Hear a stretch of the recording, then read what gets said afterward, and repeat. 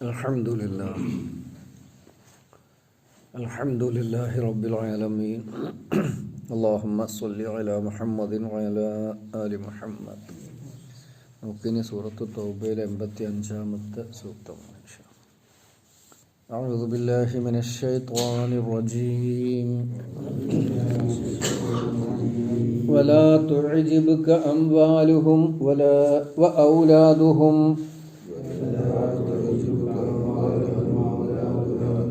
إنما يريد الله أن يعذبهم بها في الدنيا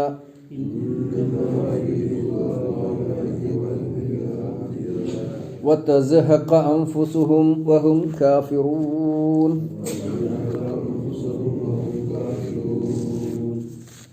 ولا تعجبك അങ്ങയെ അത്ഭുതപ്പെടുത്തരുത് അംവാലുഹും അവരുടെ മുതലുകൾ വൗലാദുഹും അവരുടെ മക്കളും. ഇന്നമാ യുരീദുല്ലാഹു അള്ളാഹു ഉദ്ദേശിക്കുന്നത് അയ്യുഅദ്ദിബഹും ബിഹാ അവ കൊണ്ട് അവരെ ശിക്ഷിക്കുന്നതിന് വേണ്ടി മാത്രമാണ്. ഫിദ്ദുനിയ ഇഹലോകത്ത്. വതസ്ഹഖ അൻഫുസുഹും അവർ ജീവൻ വെടിയുവാനും. വഹും കാഫിറൂൻ അവർ നിഷേധികളായിക്കൊണ്ടു തന്നെ. ഇനി എനിക്ക് തോന്നുന്നത് 55-ാമത്തെ ആയത്ത്, 2 പേജ് മുന്നേ നമ്മൾ 55-ാമത്തെ ആയത്തിൽ അല്പം പദവ്യത്യാസത്തോടു കൂടി ഈ ആശയം വന്നിട്ടുണ്ട്. മുകളിലായത്ത് 196-ാമത്തെ പേജിൽ ഏറ്റവും മുകളിലായത്ത്. ഫലാ തുഅ്ജിബുക അംവാലുഹും അപ്പോൾ അങ്ങയെ അവരുടെ മുതലുകൾ അത്ഭുതപ്പെടുത്തേണ്ടതില്ല. വലാ ഔലാദുഹും അവരുടെ മക്കളും. ഇവിടെ നമ്മൾ പറഞ്ഞ് ഒന്നിച്ചാണ് വലാ തുഅ്ജിബുക അംവാലുഹും വഔലാദുഹും. ആദ്യം നമ്മൾ 85, ഇവിടെ 55 പറയുന്നത് ഫലാ തുഅ്ജിബുക അംവാലുഹും വലാ ഔലാദുഹും ഇന്നമാ യുരീദുല്ലാഹു ലിയുഅദ്ദിബഹും ബിഹാ ഫിൽ ഹയാത്തി ദുനിയ. ഇവിടെ പറഞ്ഞിട്ടുള്ള ഫിദ്ദുനിയ എന്നാണ്. ആദ്യം നമ്മൾ പഠിച്ചത് ഫിൽ ഹയാത്തി ദുനിയ, രണ്ടും ആശയം ഒന്ന് തന്നെ. വതസ്ഹഖ അൻഫുസുഹും സഹഖ നീങ്ങിപ്പോവുക, വെടിയുക എന്നൊക്കെയാണ് അതിൻ്റെ അർത്ഥം. സഹഖ ജീവൻ ഒടുക്കുക. വതസ്ഹഖ അൻഫുസുഹും അവരുടെ ജീവൻ അവർ വെടിയുവാനും, ജീവൻ വെടിയുവാനും. വഹും കാഫിറൂൻ അവർ കാഫിറുകളായിക്കൊണ്ട് തന്നെ. അല്പം ചില പദവ്യത്യാസം മാത്രമേ ഉള്ളൂ. പിന്നെ എന്താണ് രണ്ടും ഇങ്ങനെ 2 സ്ഥലത്ത് പറയാനുള്ള കാരണം? ആദ്യം പറഞ്ഞത് 55-ാമത്തെ ആയത്തിൽ പറഞ്ഞിരിക്കുന്നത് ജീവിച്ചു കൊണ്ടിരിക്കുന്ന മുനാഫിക്കുകളെ സംബന്ധിച്ചാണല്ലോ. അവരാണല്ലോ റസൂൽ സല്ലല്ലാഹു അലൈഹി വസല്ലമക്ക് യുദ്ധാവശ്യത്തിന് പണം കൊടുക്കുന്നതിന് വിസമ്മതിച്ചതും സ്വയവും സ്വന്തം കുടുംബത്തെയും വിശ്വാസ ദൗർബല്യമുള്ളവരെയും ഒക്കെ യുദ്ധയാത്രയിൽ നിന്ന് തടഞ്ഞതും അവരാണ്. അവർ സജീവമായി അവരുടെ ആ കാപട്യത്തിൽ ഉറച്ചു നിൽക്കുകയും അതിലേക്ക് മറ്റുള്ളവരെ കൂടി വലിച്ചു കൊണ്ടുപോവുകയുമാണ്. അവർ ജീവിച്ചിരിക്കുന്നവരാണ്. ഇവിടെ പറഞ്ഞിരിക്കുന്നത് റസൂൽ സല്ലല്ലാഹു അലൈഹി വസല്ലമയോട് അബ്ദുല്ലാഹ് ബിൻ ഉബൈ എന്ന് പറയുന്ന മുനാഫിക്കുകളുടെ തലവൻ മരണപ്പെട്ടപ്പോൾ നിസ്കരിക്കരുത് എന്ന് പറഞ്ഞു. അപ്പോൾ ഈ മരണപ്പെട്ടതിന് ശേഷവും അവരുടെ സമ്പത്തും അവരുടെ സൗകര്യങ്ങളും അവരുടെ സ്വാധീനങ്ങളും ഒന്നും നിങ്ങൾ അത്ഭുതപ്പെടുത്തേണ്ട കാര്യമല്ല. അപ്പോൾ അവിടെ പറഞ്ഞിരിക്കുന്നത് ജീവിച്ചിരിക്കുന്നവരെ സംബന്ധിച്ചും ഇവിടെ പറഞ്ഞിരിക്കുന്നത് മരിച്ചവരെ സംബന്ധിച്ചുമാണ് എന്ന ഒരു വ്യാഖ്യാനം ചില പണ്ഡിതന്മാരൊക്കെ സൂചിപ്പിച്ചിട്ടുണ്ട്. കൂടുതൽ വിശദീകരിക്കുന്നില്ല, അർത്ഥം വളരെ വ്യക്തമാണ്. വലാ തുഅ്ജിബുക തുഅ്ജിബ് അജബ് എന്നുള്ള വാക്യം നമുക്ക് അറിയാം. അതിനുണ്ടായതാണ് അജബ യുഅ്ജിബ് അത്ഭുതപ്പെടുത്തുക. വലാ തുഅ്ജിബുക അങ്ങയെ അത്ഭുതപ്പെടുത്തുകയും ചെയ്യരുത്. മുമ്പത്തെ ആയത്തിലേക്ക് ചേർത്ത് പറയാണ്. തൊട്ട് മുമ്പത്തെ ആയത്ത് എന്തിനെ സംബന്ധിച്ചാണ് പറയുന്നത്? അബ്ദുല്ലാഹ് ബിൻ ഉബൈയുടെ മരണത്തെ സംബന്ധിച്ചും റസൂൽ സല്ലല്ലാഹു അലൈഹി വസല്ലം അതിന് വയത്ത് നമസ്കരിച്ചപ്പോൾ ഇനി ആ കൂട്ടത്തിൽപ്പെട്ട ആര് നമസ്കരിച്ചാലും ഒരിക്കലും അങ്ങ് നമസ്കരിക്കരുത് എന്ന് ഉപദേശം നൽകിയതിന് ശേഷം പറയുന്നത് വലാ തുഅ്ജിബുക അംവാലുഹും വഔലാദുഹും മക്കളും മുതലും. എന്താ ഇത് രണ്ടും ചേർത്ത് പറയുന്നത്? ഈ മക്കളും മുതലും അന്ന കാലത്ത് വലിയ സ്വാധീനമാണ്. ആളുകളുടെ ഇടയിൽ മനസ്സിൽ വലിയ മതിപ്പാണ്.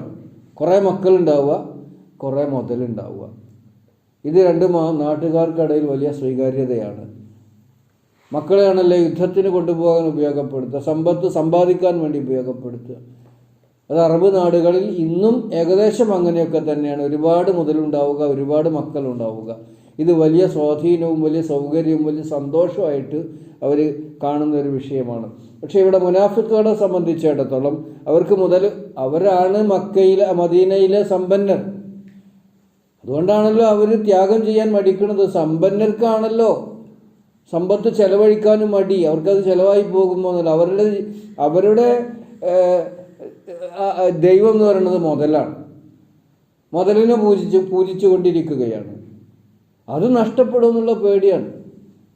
അത് ആസ്വദിക്കണം, അത് അനുഭവിക്കണം. അപ്പോൾ മുതൽ നഷ്ടപ്പെടുത്താൻ അവർ തയ്യാറല്ല. പിന്നെ ജീവൻ്റെ കാര്യം, ശരീരത്തിൻ്റെ കാര്യം പറയേണ്ടതുമില്ലല്ലോ. അപ്പോൾ അതൊന്നും കണ്ടിട്ട് നിങ്ങൾ കൊതിക്കേണ്ടതൊന്നും വലിയ സംഗതിയല്ല. വലാ തുഅ്ജിബുക അംവാലുഹും, അവരുടെ മുതലുകൾ നിങ്ങളെ കൊതിപ്പിക്കരുത്, അല്ലെങ്കിൽ നിങ്ങളെ അത്ഭുതപ്പെടുത്തരുത്. അംവാലുഹു ഔലാദുഹും, അവരുടെ മക്കളും. ഇന്നമാ യുരീദുല്ലാഹു, അള്ളാഹു ഉദ്ദേശിക്കുന്നത് അയ്യുഅദ്ദിബഹും, അവരെ ശിക്ഷിക്കുന്നതിന് വേണ്ടിയാണ്. ബിഹ, ആ മുതലുകളെ കൊണ്ടും മക്കളെ കൊണ്ടും ദുന്യാവിൽ തന്നെ അവർക്ക് അവരുടെ മുതലുകൾ ഉപകാരപ്പെട്ട് കൊള്ളണമെന്നില്ല. അവരുടെ മക്കളും. അബ്ദുല്ലാഹിബിൻ ഉബൈൻ്റെ കഥ നമ്മൾ പറഞ്ഞല്ലോ. അബ്ദുല്ലാഹിബിൻ ഉബൈൻ്റെ മകൻ അബ്ദുല്ലാ റളിയല്ലാഹു അൻഹു വാപ്പാക്ക് എതിരായിരുന്നു. എന്തുകൊണ്ട് എതിരായി? ആദർശപരമായ എതിര്, കുടുംബപരമായ എതിരല്ല. അങ്ങനെയൊക്കെ വാപ്പ ഇനി ഞങ്ങൾ മദീനയിലേക്ക് മടങ്ങിച്ചെന്നാൽ അവിടെ വന്നു കൂടിയ ആൾക്കാരെ ഞങ്ങൾ അവിടുന്ന് പുറത്താക്കും. നുഖ്രിജന്നൽ അഅ്സു മിൻഹൽ അദൽ എന്ന് സൂറത്ത് മുനാഫിഖൂനിൽ നമ്മൾ ഓതാറുണ്ട്. ഇത് കേട്ട മകൻ അബ്ദുള്ള മദീനയിലേക്ക് മറ്റുള്ളവരുടെ മുമ്പിൽ വന്ന് നിന്നിട്ട്, നിന്റെ വാപ്പ അങ്ങോട്ട് കയറണമെന്ന് കാണണം. മദീനയിൽക്കാരാണ് ഇസ്സത്ത്, മദീനയിൽ ആർക്കാണ് ഇസ്സത്ത് നമ്മളിപ്പോൾ തെളിയിക്കും. അദ്ദേഹം പറയാ, അബ്ദുല്ലാഹിബ്നു ഉബൈ പറഞ്ഞത് എന്തല്ല, നുഖ്രിജന്നൽ അഅ്സു മിൻഹൽ അദൽ, ഇസ്സത്തുള്ള പ്രതാപികളായ നമ്മൾ ഇവിടുത്തെ നിന്ദ്യന്മാരായ വഷളന്മാരെ മദീനയിൽ നിന്ന് പുറത്താക്കും. ആരെ പറ്റിയാ പറയണത്? റസൂൽ സല്ലല്ലാഹു അലൈഹി വസല്ലമയെ പറ്റി, അബൂബക്കർ സിദ്ദീഖിനെ പറ്റി, ഉമർ ഖത്താബിനെ പറ്റി, മഹാന്മാരായ സഹാബികളെ പറ്റി മുനാഫിഖ് അങ്ങനെ പറഞ്ഞു തബൂക്ക് യുദ്ധയാത്ര കഴിഞ്ഞ് മടങ്ങി വരുമ്പോൾ. അപ്പോൾ മകൻ അബ്ദുള്ള ഇത് കേട്ടു. മകൻ അബ്ദുള്ള പറഞ്ഞു, എൻ്റെ ഉപ്പ ഇങ്ങനെ പറയേണ്ടത് അതൊന്നും കാണണമല്ലോ, മദീനത്ത് ആരാണ് ഇസ്സത്ത് ഇതൊന്നും അറിയണമല്ലോ. ആളൂരി പിടിച്ച് മദീനയിലേക്കുള്ള ഇവർ മടങ്ങി വരുന്ന മുഖ്യ കവാടത്തിൻ്റെ അരികിൽ ആളൂരി പിടിച്ച് നിന്നു. ആപ്പാണ് വന്നപ്പോൾ ആപ്പാണ് തടഞ്ഞു, കയറാൻ പാടില്ല, മദീനത്തേക്ക് കയറാൻ പാടില്ല, നിങ്ങൾക്ക് ഇവിടേക്ക് കയറണമെങ്കിൽ റസൂൽ സല്ലല്ലാഹു അലൈഹി വസല്ലം സമ്മതിക്കണം.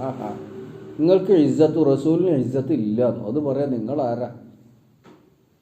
ബാപ്പാനെ തടഞ്ഞു വെച്ചു. ഇങ്ങോട്ട് കയറിയ ഞാൻ വിട്ടു. ആരോടായി പറയണത്? ബാപ്പാനോടായി പറയണത്.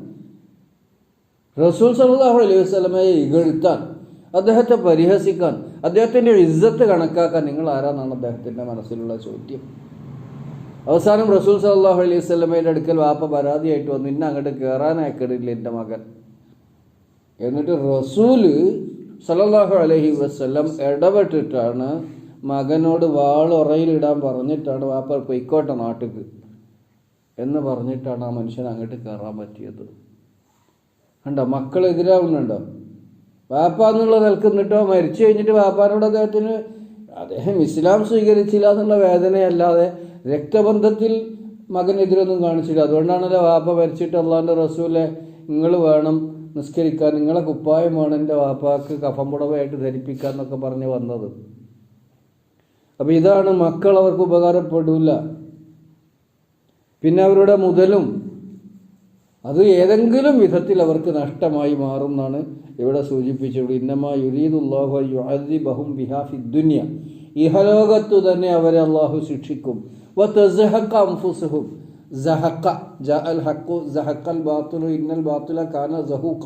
നമ്മൾ സൂറത്ത് ഇസ്രായേലാണ് തോന്നുന്നുണ്ട് പഠിച്ചിട്ടുണ്ട്. നീങ്ങിപ്പോവുക, വെടിഞ്ഞു പോവുക എന്നൊക്കെയാണ് അതിൻ്റെ അർത്ഥം. വതസ്ഹഖ അൻഫുസുഹും, അവരവരുടെ ജീവൻ വെടിയുകയും ചെയ്യും. വഹും കാഫിറൂൻ, അവർ കാഫിറുകളായിരിക്കെ തന്നെ അവർ ജീവൻ വെടിയുന്നതിനു വേണ്ടിയാണ് അള്ളാഹു തആല ഉദ്ദേശിച്ചിരിക്കുന്നത്. അപ്പോൾ ഇത്തരം മുനാഫിക്കുകളെ അള്ളാഹു ഇഹത്തിലും പരത്തിലും പരീക്ഷിക്കുക തന്നെ ചെയ്യും, പരലോകത്ത് ശിക്ഷിക്കുകയും ചെയ്യും.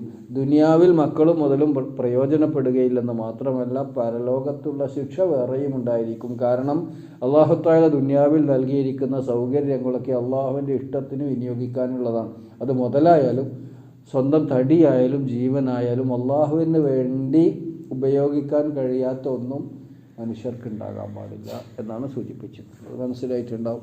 അപ്പോൾ 55-ാമത്തെ ആയത്തും 85-ാമത്തെ ആയത്തും അല്പം മതവ്യത്യാസത്തോടു കൂടിയാണ് അള്ളാഹു സുബ്ഹാനഹു വ തആല എടുത്തു പറഞ്ഞിരിക്കുന്നത്.